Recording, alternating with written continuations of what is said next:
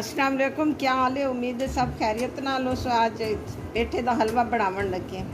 एक अदद पेठे 6.5 किलो का वो पहले कट गया ते इन छोटे छोटे टुकड़े बनाने।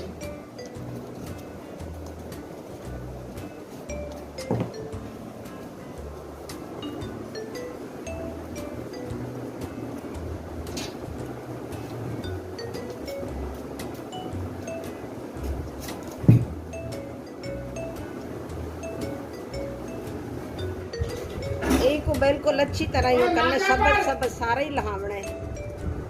नाल सब खड़ा रहे तो बार सही नहीं बनता पेठे का हलवा। एक अच्छी तरह साफ करना।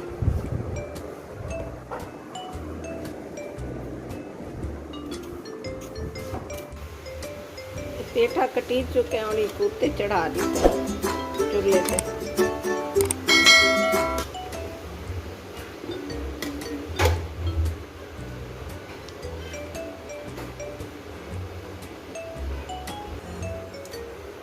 ਹੁਣ ਇਹਦੇ ਵਿੱਚ 2 किलो मलाई ते दूध दे पिया इकट्ठा वो पावन लगी।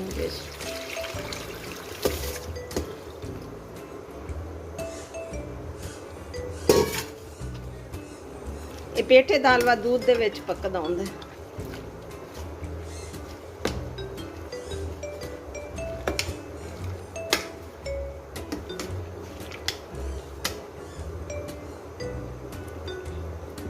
एक होनी दे उत्ते ढक्कन दे के खड़ा कर दे सो गल्लां तक गई होती सी। हलवे दे नाल ही दाल दा पानी रख दिता उबलण वास्ते। मूंगी मसरां दी दाल पकावन लगी हां। पानी उबल वास्ते बाद उंदे च दाल पे दाल दा पानी उबल चुका है। 4 अदद टमाटर, 1 चम्मच नमक दा, 1 चम्मच मिर्चा,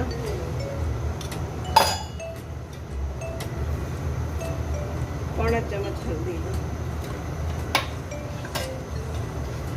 ये हम दाल पा 1.5 पा दाल है।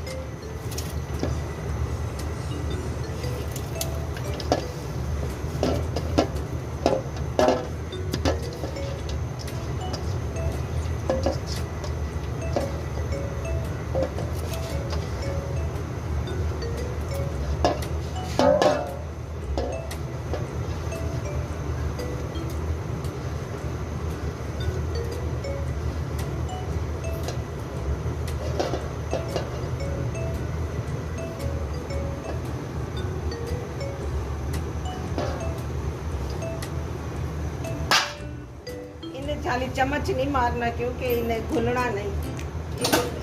ढक्कन दे के उते खड़ा कर।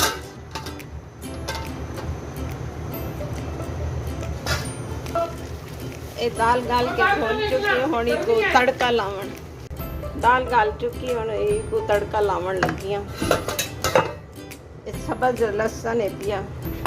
आजकल तो मौसम सर्दियाँ ची गए के कट के फ्रीज किया हुआ है।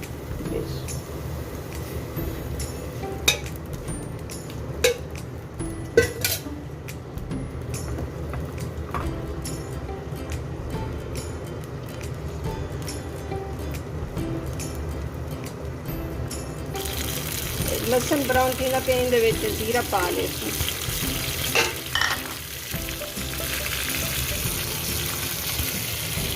इन दे सब्ज मिर्च ते धनिया।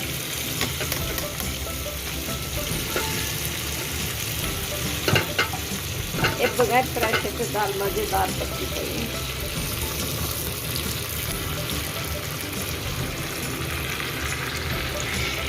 हलवे का भी पानी खुश्क पी चुका है। इहदे च घी पावन की लोड़ ही कोई नहीं क्योंकि जी मलाई पाई है उनका ही घी में काफ़ी सारा निकल आया। और इहदे च चीनी पा के भून गए सा तड़का ला के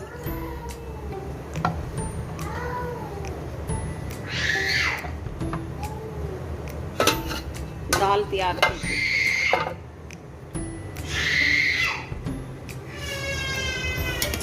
बस हलवा भी तैयार थी बना ले। पानी खुश्क थी चुका है, हम चीनी पैसा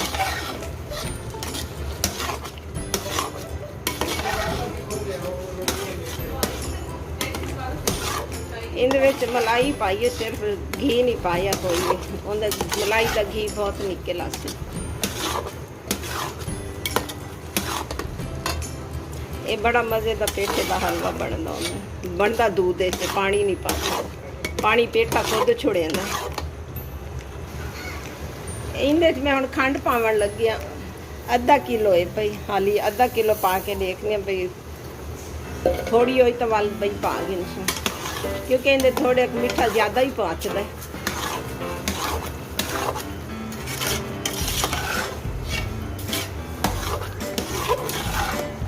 इहदे च जिहड़ा खोया बना ये दूध का ही है, दूध ते मलाई जिहड़ी विच पाई है।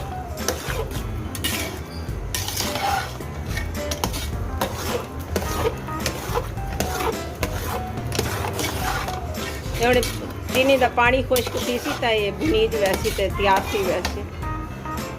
इहदे मीठा थोड़ा कम ही है, थोड़ा तबीयत है।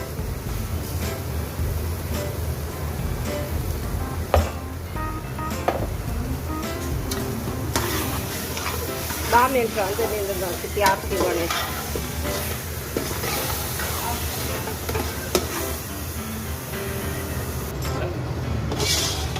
ये हुण भुना खड़ा थोड़ा 5 मिनट भुनी सी, एक अच्छी तरह भुनना चाहिए, बिल्कुल कट्ठा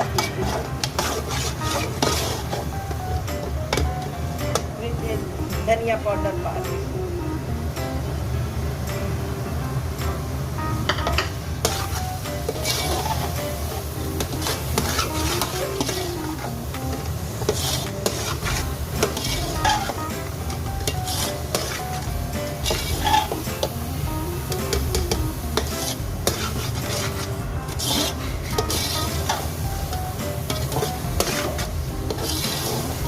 साढ़े 6 किलो पेठा ही 2 किलो दूध पाई है, मलाई ते दूध। उसके बाद घी वगैरह की जरूरत कोई नहीं पावन की, मलाई का घी बन जाता।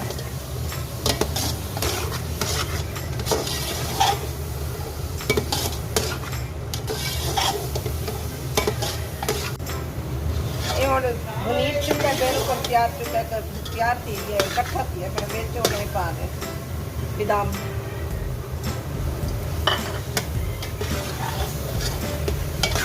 मज़ेदार पेठे का हलवा तैयार थी।